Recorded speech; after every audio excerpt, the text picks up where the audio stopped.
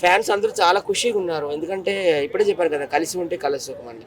ఇదంతా ఒక mega family అనుకోవచ్చు. లేపోతే అల్లు ఫ్యామిలీ అనుకోవచ్చు. ఏ రకంగానే అనుకోవచ్చు.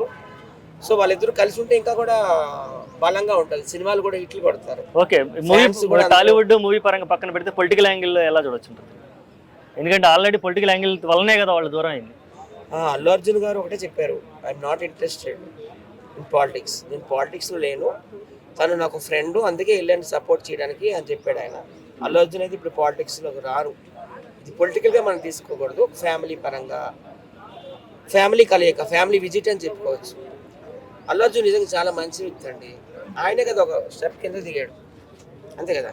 ఎందుకంటే పవన్ కళ్యాణ్ గారు మరి బిజీ వల్లనో ఏం వల్లో తెలీదు కానీ అప్పుడు అల్లు అర్జున్ వన్ డే చంద్రగూడ జైల్లో ఉన్నారు. మనందరికీ తెలుసు. ఒక రోజంతా ఉన్నారు 24 అవర్స్. అప్పుడు పవన్ కళ్యాణ్ వెళ్ళి పరామర్శించలేదు. మరి ఆయన బిజీ అనుకోవచ్చు, మరి ఏదైనా అనుకోవచ్చు. ఒకవేళ ఆయన దెబ్బతిందేమో మనస్సు, గాయపడిందేమో, రాలేదనుకోవచ్చు. ఇప్పుడు ఈయన ఒక స్టెప్ కింద దిగి వెళ్ళి పరామర్శించడం అనేది పిల్లలంటే చాలా ఇష్టం కదా అల్లు అర్జున్‌కి. వెళ్ళాడు. అలాగే ప్రధానమంత్రి గారు కూడా బాగా స్పందించారట. సింగపూర్ గవర్నమెంట్ కూడా బాగా హెల్ప్ చేసిందంట.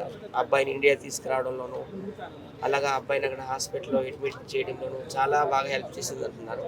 సో, ఈ సందర్భంగా మోడీ గారు కూడాను థ్యాంక్ యూ.